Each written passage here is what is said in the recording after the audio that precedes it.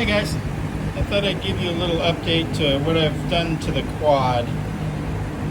These, just giving you a little visual so you can compare. This is the parking brake disc on my quad, which doesn't really matter what size it is, I don't think, because it just needs something to clamp onto so that I can park and it doesn't roll. That's on the back tires. Then I just installed the Magura discs that I bought.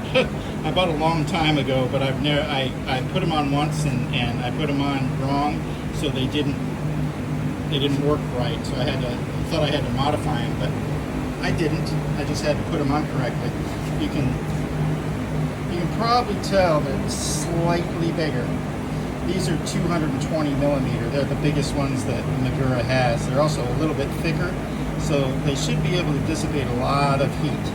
So, you know, when I'm going 395 miles an hour, I'll be able to stop on a dime over and over again without heating them up, I guess.